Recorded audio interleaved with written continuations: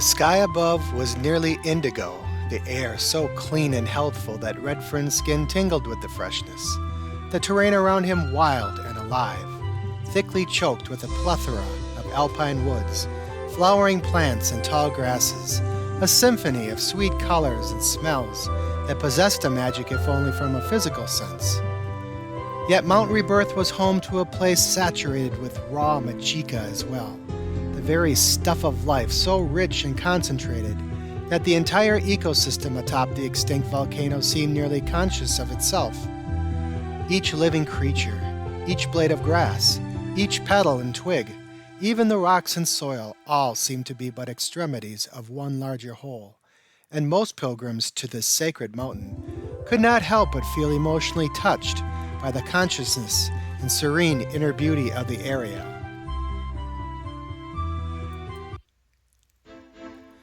But not Redfern. Climbing forward as best he could, the mind of the young adult could no longer feel the warmth of the sun across his unshaven face, the curative powers of the air, or the mystical aura of the summit. All he could feel was pain, burning through his body and deep into his soul.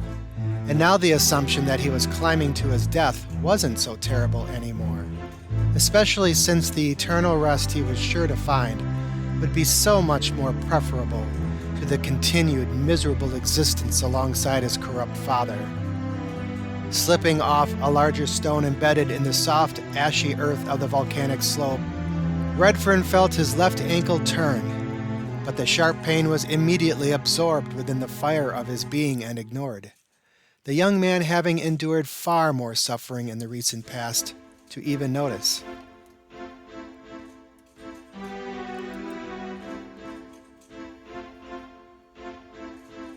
My name is Redfern, a young human from the lands of Parappa. My story begins here, on the slopes of Mount Rebirth, forced here by my corrupted father.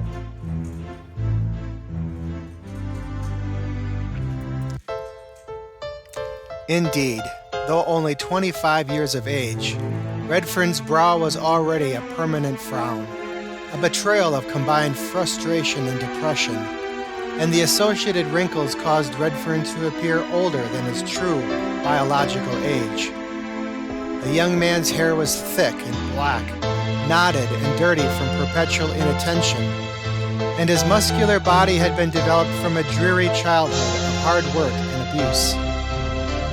Tall and thin, Redfern bore minimal clothing, just enough fabric to keep him from freezing to death within the heights of the cold terrain, and his torn leather sandals barely protected his aching feet from the myriad rocks and vegetation of the surrounding mountainside. About to collapse from the arduous climb, Redfern leaned against a small outcropping of exposed rock and quickly closed his eyes, again allowing his chronic depression to take over. Dirty, hungry, tired, sore, bleeding, cold. I can't make it.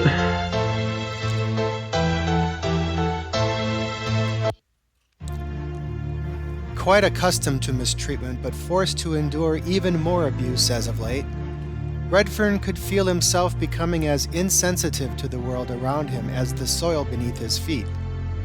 Despite his sometimes heroic attempts to withstand the evil that ruled him and somehow maintain an inner sense of morality and honor, there were times, like the present, when all the young human wanted to do was lie down and die, and Redfern actually relished the thought for several moments. Hot sweat trickled down the brow of the tortured man, tickling his wind-burned lips with salty residues, but Redfern remained motionless, possessing little motivation to wipe the perspiration away.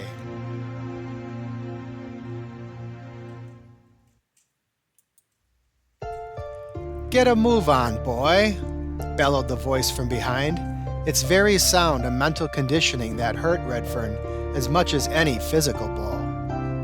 His first impulse was to rebel, to spin around and curse his father for the terrible suffering, to flee the mystical volcanic slope and run from Rex as far as he possibly could. But Redfern had actually tried that once, a few months ago, defying the very code of the land in order to vent his normally controlled frustration. The incident served as a reminder that the code was never to be broken, regardless of the situation, and Redfern promptly dismissed his unruly thoughts in preference of behavior and self-control. Another cool wind tumbled down the slope of the volcano, evaporating more of the young man's sweat and chilling him further. But the minimal relief was consumed by his aching muscles, the blisters and scrapes upon his hands and feet, the emptiness of his stomach and the pounding of his head. I hate him. Remember the code. I hate him. Must remember the code. Father never said it would be so bad. My hands and my knees, they were scraped raw. I'd gone without food for 2 days and my head was on fire. Little did I know, it was just the beginning.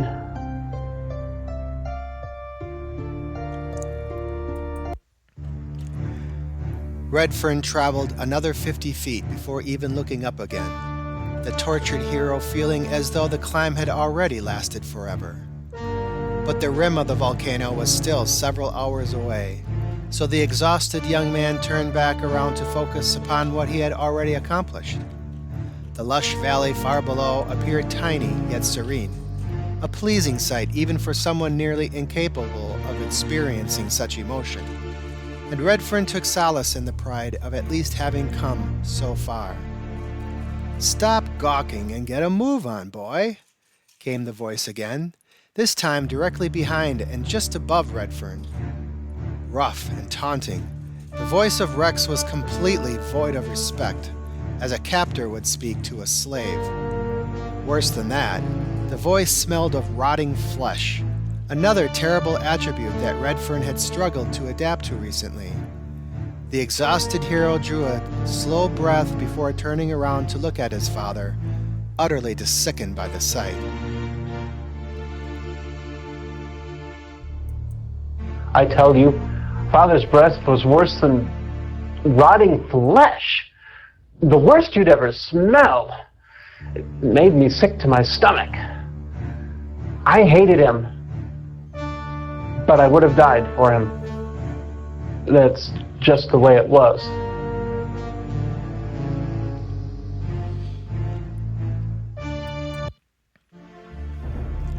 Levitating off the ground with his legs tucked underneath, Rex appeared rather scrawny, with deeply recessed eyes and thinning gray hair that had little hope of hiding his still yellowing scalp. The man wore dark brown robes several layers thick, providing adequate warmth even in the cool mountain air, and possessed a demeanor of absolute arrogance and abuse.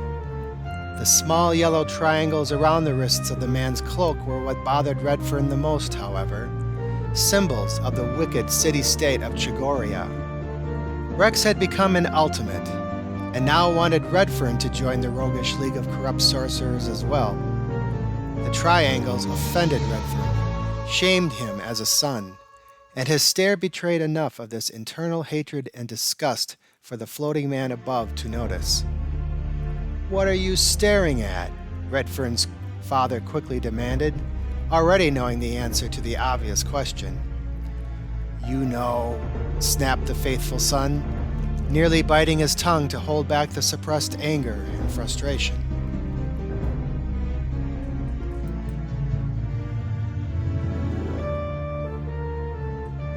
I am Rex, father of the pathetic child you see there with me.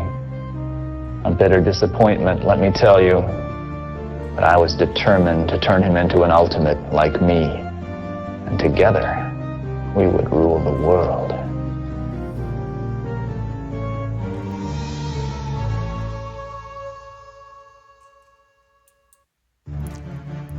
Rex looked down and gently fondled the yellow symbols at the end of his sleeves, quite proud of his new status. "You still disapprove of our new alliance?" It's not my place to say, Redfern finally answered long moments later, carefully choosing his words. You are my elder. I mean no disrespect. The hell you don't, the middle-aged man shouted with a hint of paranoia. You think you're better than me, that the fruit has done something to me, don't you? Of course not. It's just that... What are you trying to say, boy? Nothing, really, Redfern stuttered, losing the battle to suppress his true feelings. The Ultimates, they wish to destroy the Inner Circle. Is it right for us to do this? To defy the code for our own selfish gain?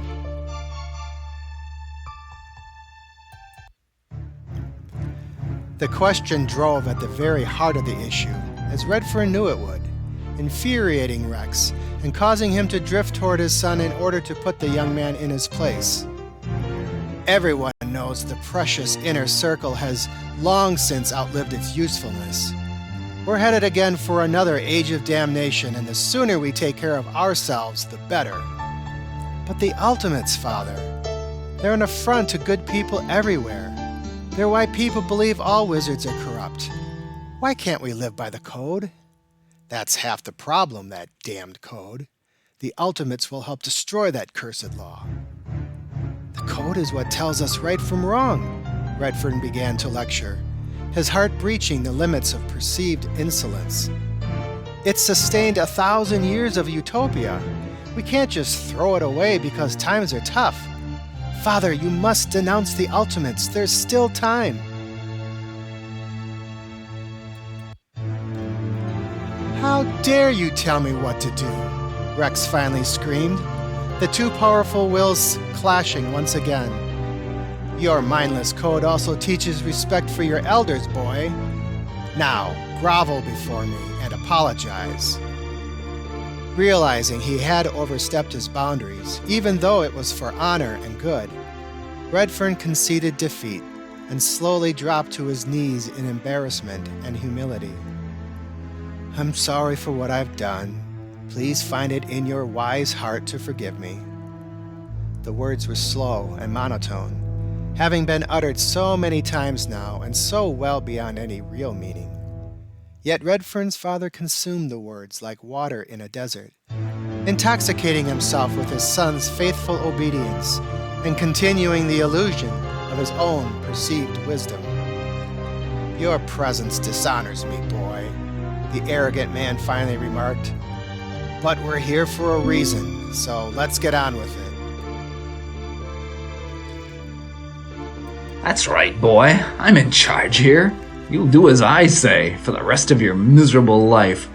I will forever tell you what to do.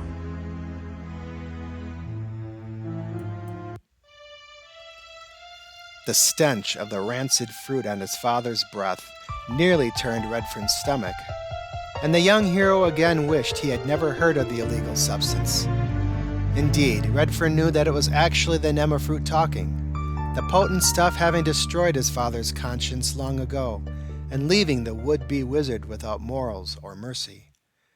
Rex could utilize fairly strong magicka, perhaps even matching power with the weaker of reborn Marigan wizards. But the price of his magic was absolute. Having lost his honor and soul, the pathetic man was hopelessly corrupt, and now a despised outcast of society. Still, Redfern had no choice but to follow and obey his sick father, and humbly shook his head as he offered yet another apology. Just remember, Redfern's father finally warned, my father controlled me all his life, and now I control you. Get moving. I want to reach the valley before sunset. Yes, Father, of course. I shall obey. The code teaches strict obedience to one's elders. Regardless, I shall forever be controlled by you.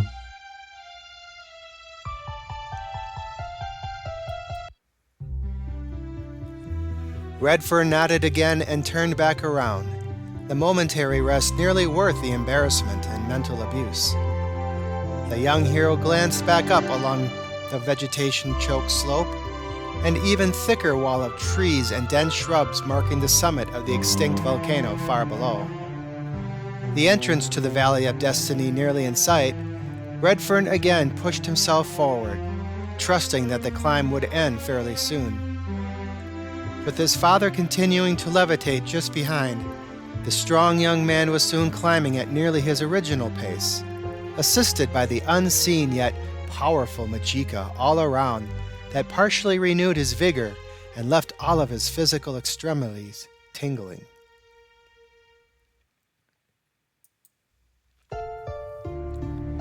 Exhilarated by the magic of the place, Redfern's mind began to wander. Born and raised within the honorable country of Parappa, Redfern thought of home again, of the difficult but familiar life he was forced to leave behind in search of power and glory with his twisted father. A full year later, the tired hero had come to witness many transgressions and dirty deeds committed by his father, and the experiences left him appalled, bitter, and even a bit guilty. And so he longed for home again, of companionship with friends and fellow townspeople, of genuine respect from those around him, of faith and trust again in the code of the land. These simple rights, taken for granted by most honorable citizens of Mariga, had become something to be only thought about from time to time for Redfern, mere illusions of the long-established wisdom of the land.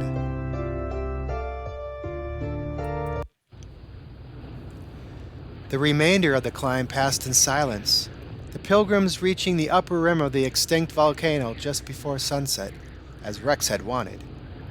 With the approaching night came even colder air, thick and heavy in some places, although the cold felt rather exhilarating against Redfern's sweat-soaked skin. Quite high in the mountainous terrain, both men could tell they were extremely close to their goal, the raw Majika gushing from the mountain out of sight ahead, but tingling their nerves with renewed life and energy.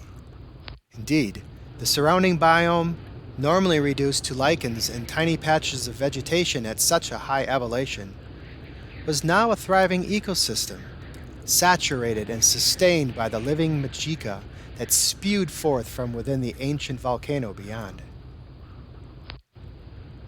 Almost there. I am so tired.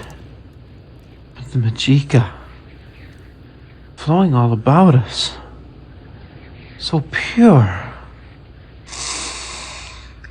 I can feel it, pulsing through me, keeping me going.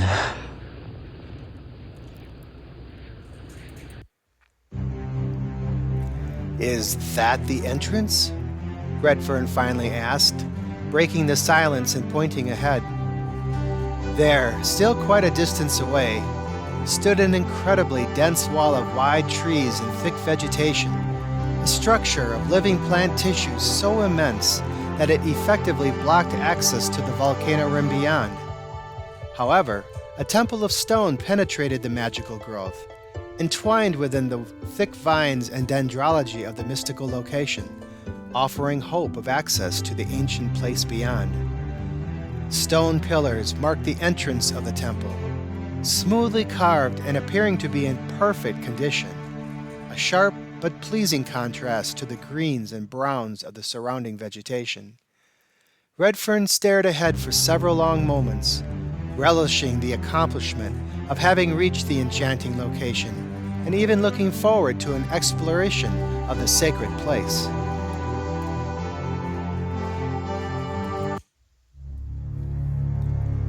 Standing within several feet of the sentient underbrush, Redfern remained transfixed upon the entrance ahead, and so failed to notice the approaching creatures until they were almost upon him. From seemingly out of nowhere pounced a trio of shamblers, each vegetative monster nearly 6 feet in height and roughly humanoid in shape, composed almost entirely of photosynthetic biomass, but evolved with primordial brain matter buried deep within the semi-intelligent creatures. Dozens of attractive but deadly open fronds glistened with their paralysis poison throughout the mounded bodies of the shamblers, each ready to close over any organic movement, like a tiny maw bearing down on its intended prey.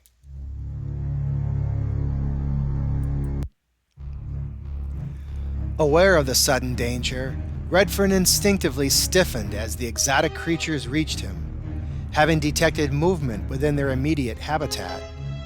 Impaired by a lack of visual organs, the Shamblers were nonetheless skillful hunters, and Redfern knew well the folly of defeat, or of retreat, realizing his only chance was to become motionless. Rex, too, noticed the vegetative carnivores and utilized considerable magicka to lift himself as far above the ground as he could, soon reaching a height of nearly 50 feet above the monsters. Sticky fronds reached out and made contact along Redfern's thin cloak, the outmatched hero trying to control his inner panic. Looking up, the terrified young man spotted his corrupt father grinning above, his arms folded as if to watch some sort of spectacle below. Quite aware that Rex was not about to help him, Redfern slowly let out a breath of air and closed his eyes, concentrating on absolute stillness. I'm dead if I run. They'll get me for sure. My only chance to become one with the trees and hope they pass by. I must become very still. The boy thought he was too good for the Nema fruit, so I didn't help him. I wanted to see him defeat the Vegemass without my help.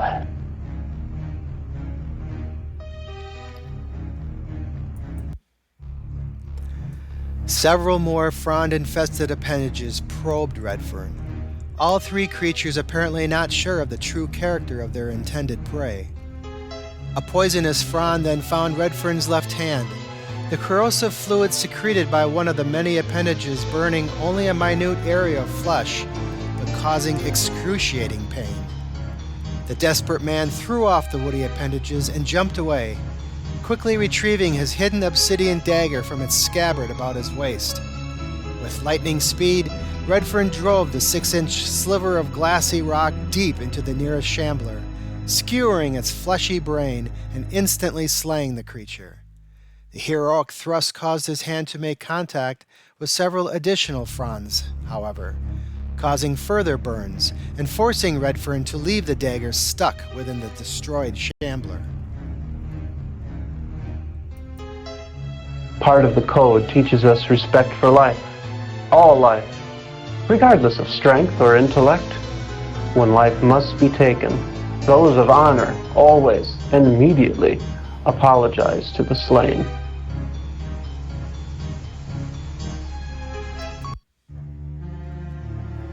Both shamblers reached out with poisonous tendrils, several of them wrapping around Redfern's exposed legs and causing agonizing pain. Frantically looking around for some type of weapon, the combatants spotted a nearby branch on the ground and grabbed hold of it, clubbing the second shambler until it dropped to the ground unconscious.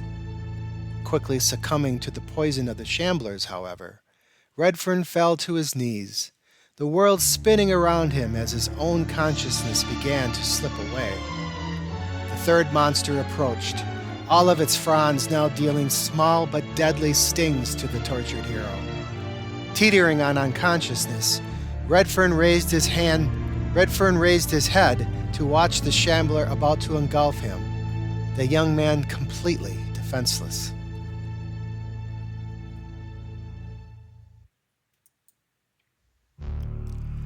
The nauseating echoes of crushing brain matter then filled Redfern's ringing ears, and the dying adventurer rolled aside as the carnivorous creature nearly fell atop of him, fleshy brain slowly oozing out from between the wooden structures of the creature.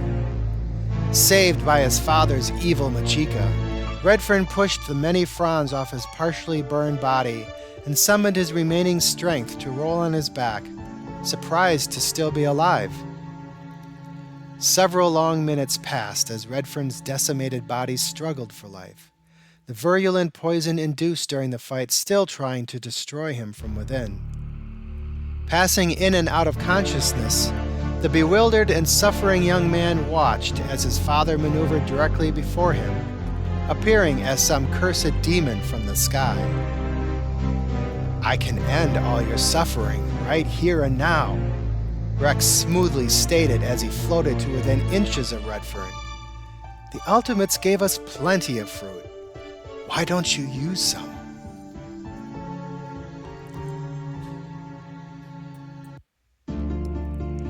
Rex held out the illegal stuff, the fleshy produce of the Nemesis plant, brown and narrow and withered with rot. His father possessed an unusually large quantity of Nemafruit, enough to maintain his magic-like powers almost indefinitely, certainly enough to share with Redfern so he too could succumb to its wicked power. Redfern looked at the disgusting flesh, its smell intensely distasteful. The potent stuff a physical metaphor for everything evil and heartless within the world. Yet his father was constantly trying to convince Redfern to partake in the powerful drug, to become a quasi-wizard like the Ultimates of Chigoria, to one day stand to face and defeat the Inner Circle itself. Pathetic boy. You see, you do need the Nemafruit, don't you? You need me and all the power the Ultimates are ready to give us. Tell me you need me, boy, tell me!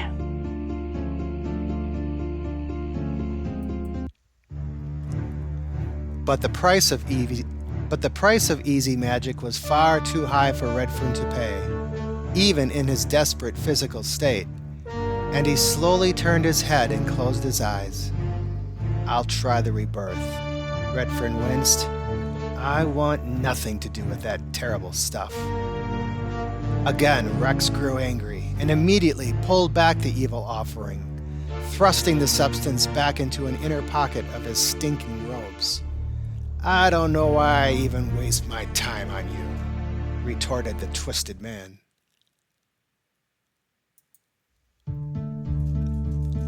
Still struggling against the effects of the Shambler poison, Redfern thought about his father's intentions of helping the Ultimates one day face and destroy the Inner Circle. While the code demanded his faithful obedience to his father, Redfern knew deep in his heart that he could never agree to help destroy the goodly, if perhaps conservative, government of Meriga. If he was going to wield Majika, he would do so with honor and respect and with a clear conscience, and not use the safer but corrupted avenue selected by his father and the twisted Ultimates of Chigoria. Redfern had long since decided that if his destiny was truly to become a Wizard of Meriga, it would be through honorable rebirth. That's right, Father. You may control me, but I answer to a higher truth. The code of the land. I will never help you destroy the Inner Circle. Never!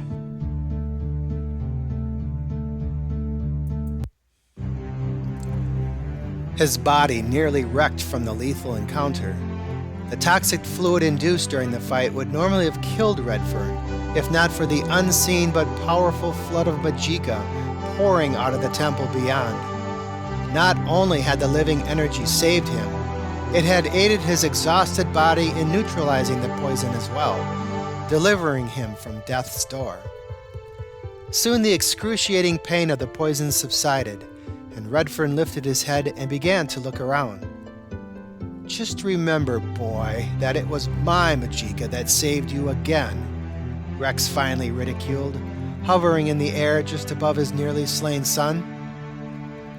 Redfern had defended himself heroically, nearly dying in the attempt. Yet all Rex cared about was his own selfish control over him, a conviction Redfern could never understand. Now quit stalling and get a move on.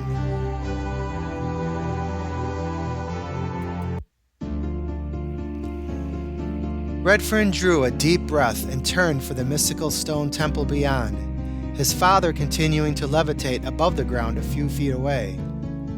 Redfern watched in revulsion as Rex pulled out yet another putrefying piece of Nemafruit and greedily devoured it, continuing to maintain his quasi-magical powers. The exhausted hero then stepped past the slain shamblers and started toward the ancient temple, wondering if his father had saved him from the green carnivores, only to watch him die within the volcano rim beyond.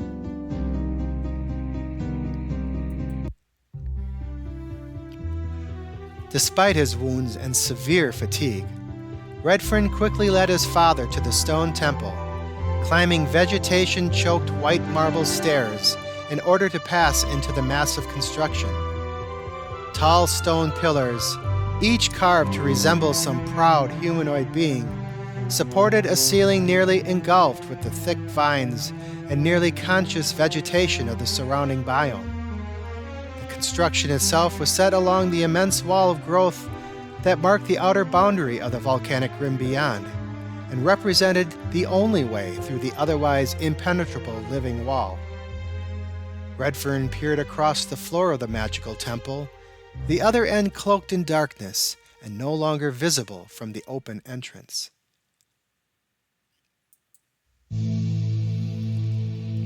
At last, the entrance to the Valley of Destiny, Redfern's father spat, the added energy of the fruit flowing through his mind like an infusion of euphoria. We've made it, boy. Rex lowered his legs and stopped the flow of Majika through his brain, gently reaching the floor of the temple. Having just climbed the stairs himself, Redfern glanced around to his left and right, inspecting the parallel columns of stone marking the walls of the sacred place. Each pillar was chiseled in the likeness of elderly human beings, seemingly unworn by centuries of time and the elements. Who are these people? Redfern asked, genuinely intrigued. Don't you know your history, boy? Came the ridiculing response, not unexpected. Your beloved circle was created by the wizard generals of Sisla at the end of the Age of Damnation. You're looking at them. This sure would have been easier if he'd just consumed the fruit. No matter. Here we are. He'll soon get what he deserves.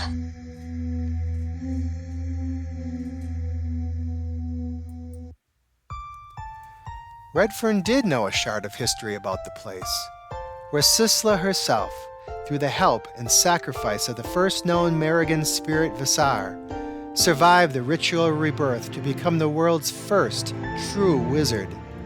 But the Temple of Visar was also a lasting tribute to the dawn of the Sislan utopia itself, and Redfern counted nearly 6 large statues before him, each richly built in the likeness of a wise and loving member of the very first inner circle. Studying the statues, Redfern felt as though he was actually meeting the very first representative of hope here, the first representative of Tain, even the first representative of Parappa, his own homeland. Deeply fascinated with the history of Sisla and the inner circle, further anger on the part of Rex was needed to finally push Redfern along past the splendored pillars and toward their final destination beyond.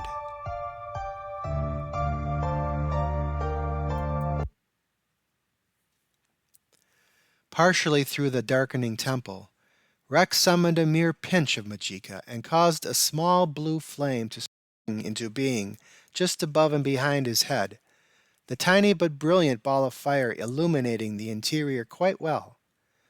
All at once the whole of the mystical place became obvious, an impressive combination of stone and biomass that radiated intense Majika.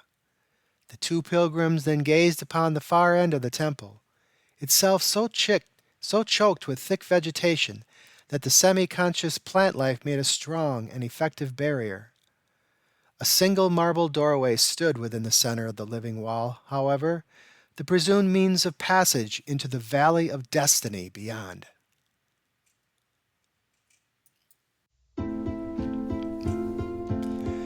As Redfern neared this solid work of stone, he realized the door itself possessed no seams, no manner in which to be opened, a magical gateway seemingly impassable.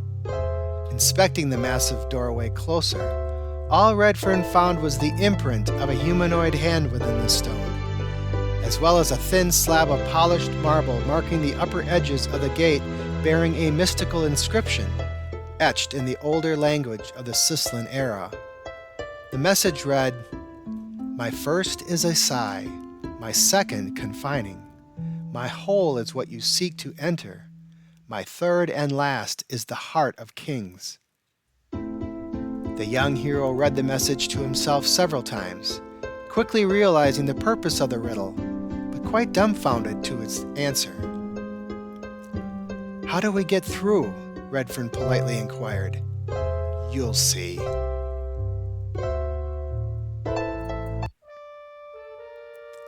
Grinning with deviant expectation, Rex slowly raised his hand and pressed it firmly against the impression within the strange stone doorway. Immediately it began to glow, and Redfern stepped back as the stone became brighter and brighter, its very surface rising and falling as if something were crawling around underneath. Moments later, a humanoid figure stepped out of the stone.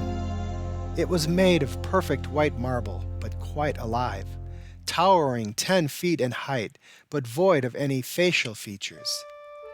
The stone creature stopped after a few steps and remained motionless for several long moments before addressing the two humans standing before it. "The Valley of Destiny lies beyond my gate," began the inorganic creature, communicating to the two pilgrims without the use of a mouth or vocal cords. "I am the Valley Guardian. Only those who can pass the tests of strength and intelligence can hope to become true wizards of Mariga. Who shall try?" "The Valley of Destiny lies beyond my gate. I am the Valley Guardian. Only those who can pass the tests of strength and intelligence can hope to become true wizards of Mariga. Who shall try?"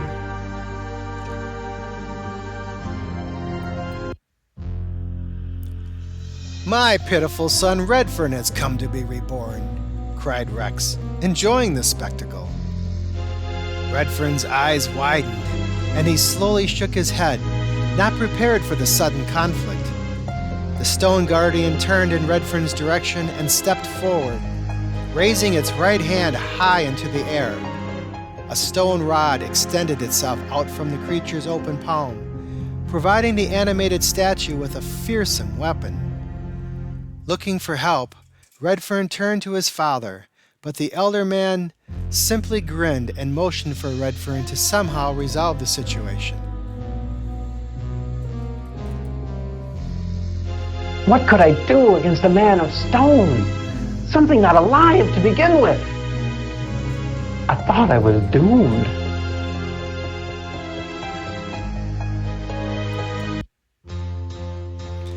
The monster then reached the young man and brought his club down. With nowhere to run, Redfern instead stood his ground and actually reached for the oncoming blow. The impact hurt terribly, like the sting of 1,000 bees, but Redfern halted the attack and forced his fingers around the statue's rod, trying to outmuscle the stone guardian and push it backward. The inorganic creature landed its free left arm into Redfern's unprotected belly, however, knocking him backward and nearly breaking his ribs in the process. Without remorse, the guardian stepped forward and lifted its stone rod high into the air again, about to utterly destroy Redfern. Struggling to regain his breath, Redfern reached down and grasped several thick vines lying on the ground, pulling them taut and lifting them all in the same movement. Positioned directly beneath the stone monster, the vines caught one leg of the guardian and snagged it, the terrible opponent spilling to the floor a moment later.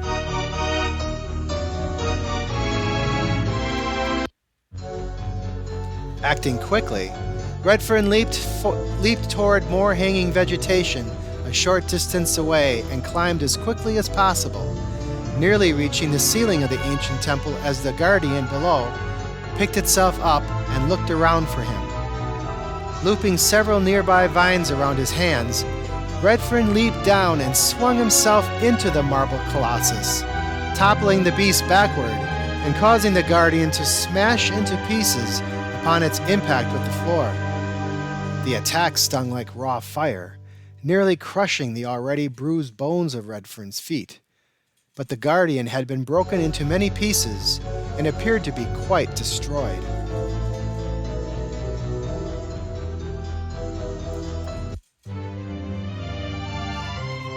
Turning back toward the solid gateway and nearly out of breath, Redfern gazed back upon his father, who appeared stunned by his son's surprising victory.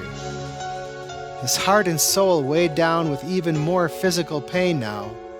Redfern slowly hobbled back to the stone door and was rewarded with more magical words several moments later.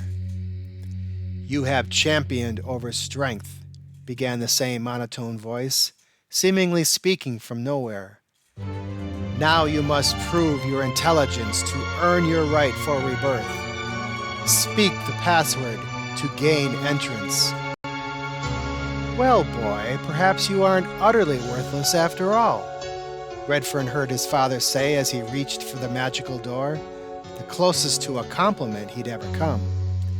"Now let's see you solve this riddle." To Gemcore with me. He defeated the Guardian. Without my help. The boy is full of surprises, but he'll never get past the riddle. I know it.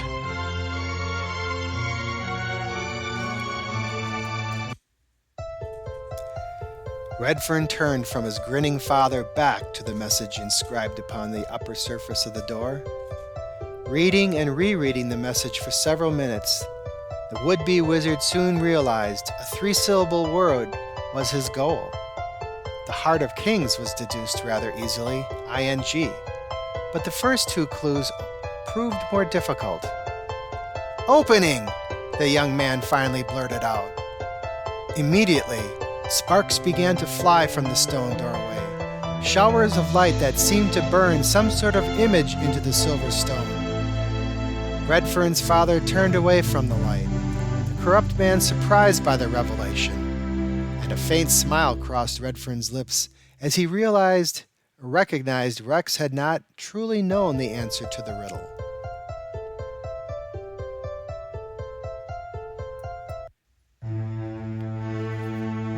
The magical light eventually died away to reveal the outline of a doorway within the rock, the interior appearing as a window into the vast foliage and thick vegetation beyond, the image itself shimmering with a magic all its own. Bewildered by the sight, Redfern looked to his equally puzzled father and considered whether to step through the doorway and hope to pass directly through the growth as if the stuff simply didn't exist. A second, much firmer look by his father coerced Redfern to step into the magical corridor beyond, however, and the two men followed a trail through biomass so dense it normally would have prevented any penetration.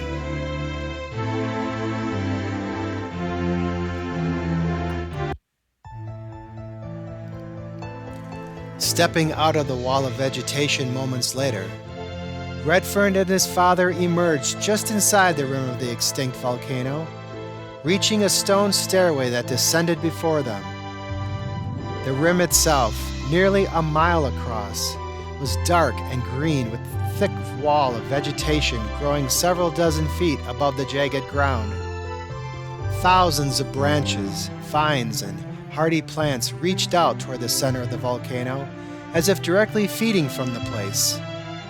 Gazing around the living wall, Redfern now understood why they had been forced to enter the temple behind them and face the magical challenges within, since no other natural way into the sacred crater existed.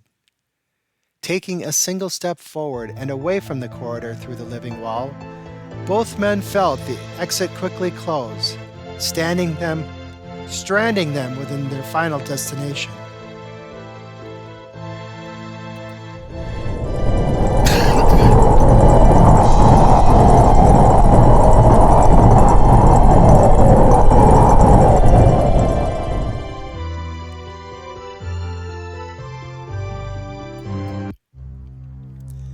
The white marble stairway led down nearly 50 feet before ending at a large and magnificent quartz platform that sprang from the inner rim of the volcano, perfectly level and extending another 50 feet out into the crater beyond, the hewn rock transparent enough to act as a window into the bowels of the mountain far below. At the far edge of the glassy quartz platform stood a second stairway, each step constructed of a glowing material and seemingly floating above the next, the whole of the mystical stairway rising another 30 feet before abruptly terminating, as if the structure were used to offer sacrifice to some volcano god far below.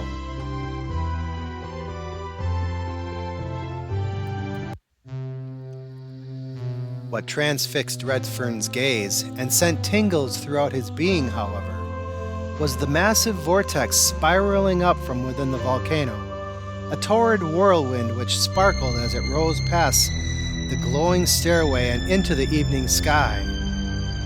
Dozens of feet in diameter and constantly swirling in some random direction, the tornado-like phenomenon was both eerie and beautiful, glittering with the brilliance of 1,000 diamonds as it danced before the setting sun. This was the source of the power within the mountain, the living energy of Majika that sustained the enormous growth of vegetation within the crater, so pure that the stuff of life itself actually enhanced the metaphysical aura of the surrounding ecosystem. Even Redfern's father appeared impressed by the sight, a true rarity. There, that funnel spiraling toward the heavens. The actual source of Majika. Rushing forth. Unstoppable. Incredible. The energy of all living things. Truly inspirational.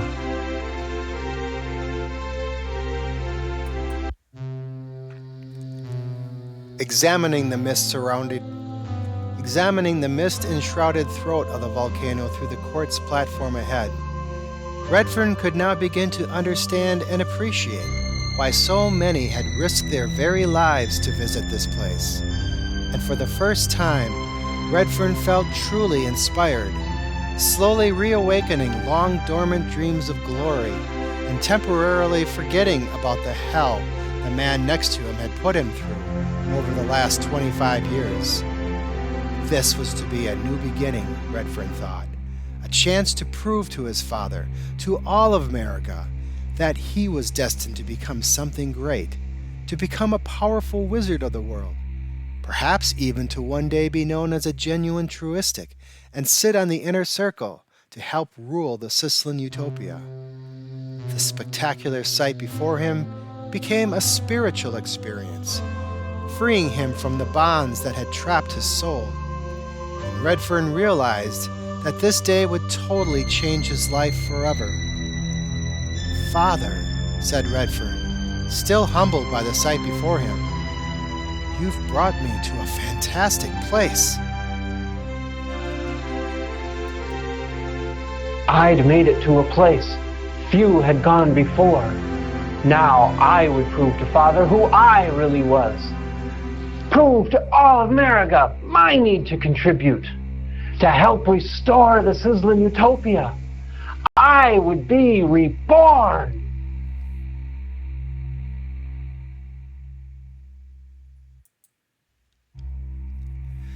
The stairway seemed safe enough, and soon the young hero had led his father down the marble steps and onto the quartz platform beyond. The ledge under their feet, reaching away from the vegetation-choked inner walls of the crater, allowed easy sight of the fog far below that protected the Valley of Destiny, though the sensation of walking on empty air left Redfern a bit queasy. Gazing at the spiraling tower of raw Majika dancing in the distance beyond the glowing stairway, Redfern could feel the awesome power flowing through the core of his entire being, like direct sunlight on a hot day, or the pride of a job well done, or the euphoria of a mother holding her newborn child for the first time. The Majika tickled his mind and caressed his aching muscles, erasing his pain and fatigue, all within the course of a few moments. Majika, the very stuff of life, the power of the wizard. pulsing through me, healing me. Never before have I felt so alive. I will learn to use this power, control it, master it. I will become a wizard.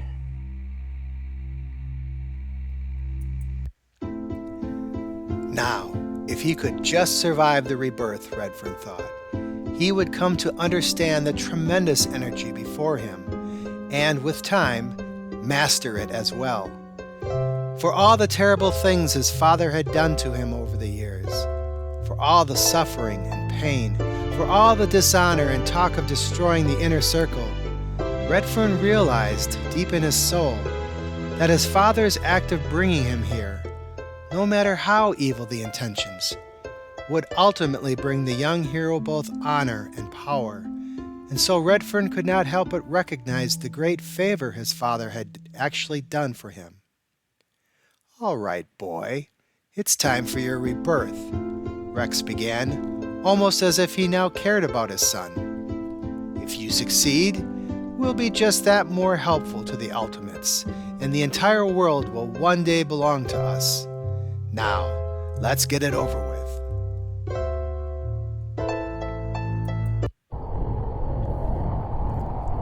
Redfern turned away from Rex and examined the stairway. Each step glowed with the radiance of a full moon, and, unattached to any supporting structure, magically floated in place. At the very top of the stairway was a final step, several feet long, which hung over the crater to accept the fate of potential wizards. Without further words, Redfern and his father climbed the stairway, quickly reaching the uppermost platform. A strong wind pushed past them, created from the spiraling vortex beyond. Keeping his balance and ignoring the nausea from the tremendous height, Redfern turned to his father, beginning to shiver in the mountainous cold. "So, what do I do, Father? How am I reborn?" Redfern's father grinned, as if his reply were a joke. "Jump."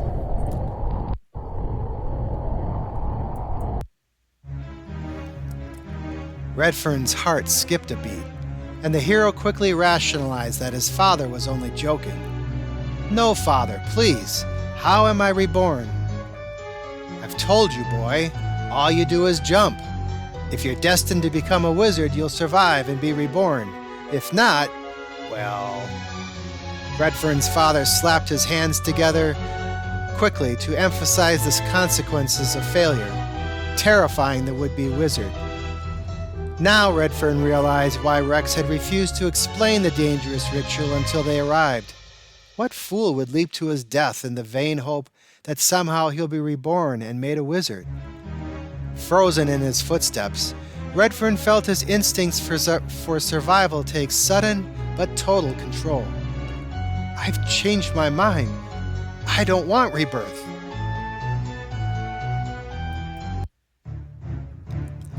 Not surprised by the revelation, Rex smiled triumphantly. Again, he retrieved the disgusting nemafruit from his pocket and offered the vile stuff to Redfern. "Then you'll accept the fruit and become an ultimate with me." Now Redfern was caught between two terrible options. Either lead a life of corruption with his sick father, or jump to his death in the slim hope of being rescued and transformed into a true wizard.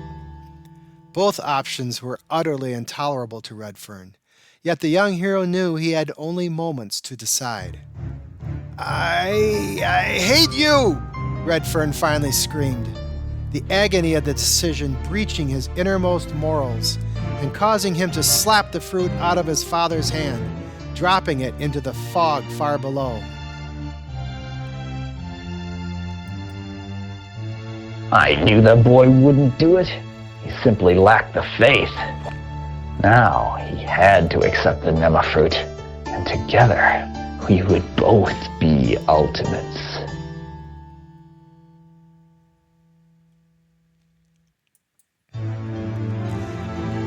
The mystical fruit fell into the spiraling vortex beyond and immediately erupted.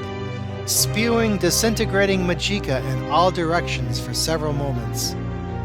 Rex then turned to his desperate son with all the anger and hatred he could muster. "How dare you!" he screamed, grabbing his son and about to push him off the ledge.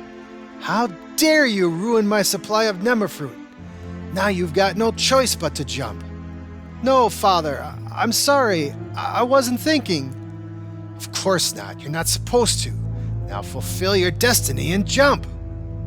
Redfern had faced many perils in his life, but the hero had never felt so much fear, so much desire to continue his meager existence, and he certainly didn't accept the myth of rebirth.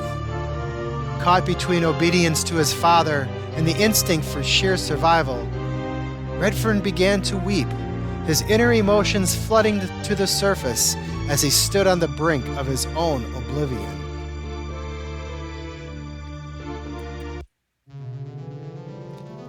This reaction caused Redfern's father to become even more irate, however, and he pushed his son to the edge of the step in order to force his departure. "You worm, get it over with!" Nearly insane with anger, Rex pushed with all his might, but his struggle was futile against the youth and vigor of his son, against the muscles and strength his own abuse had created, and the two began to wrestle with one another, teetering on the edge of the stairway. Redfern felt his body going over and pulled forward with all the strength to prevent his fall. Instead, Rex toppled over the ledge, screaming in terror as he plunged through the fog and into the spiraling vortex below. Aware of what he had just done, but unable to help, Redfern screamed for his father several times. A moment later, the death cry of Rex was abruptly silenced, followed by a distant explosion.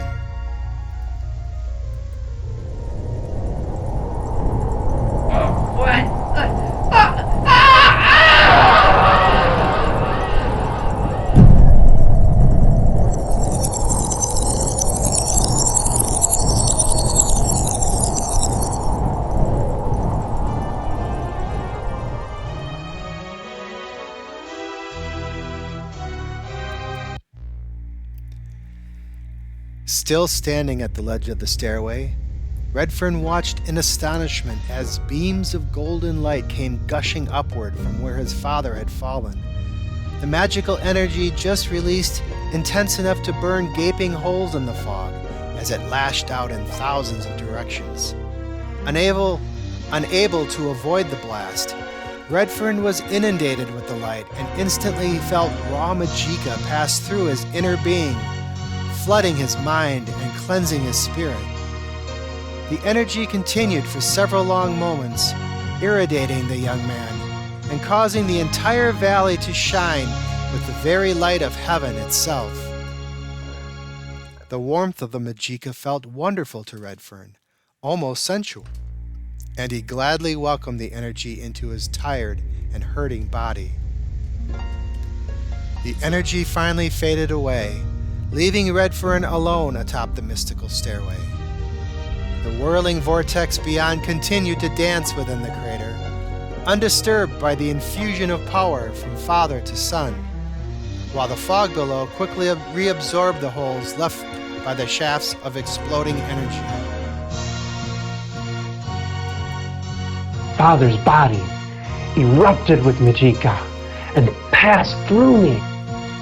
I could feel it surging through my mind, through my body, and through my spirit. Praise be to Sizzla. I was being reborn.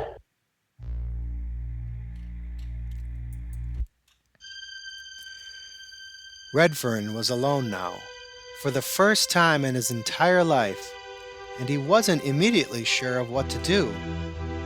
But the magic released by his father's death was now inside him, pulsing through his veins, tantalizing his nerves, awaiting mental commands from within. Despite himself, despite his father's corrupt intentions, Redfern had become a true wizard after all, without even risking his own life. And the young hero's fear and terror melted into pride and intense joy as he realized his newfound freedom and the power to do as he wished. He had been right. This day would change his life forever, and he vowed to make the most of his new abilities, the most of his honor, the most of his life. Redfern was now a true wizard of America, and he cried out in near ecstasy several more times before turning to descend the glowing stairway, about to begin his career as a goodly hero of the world.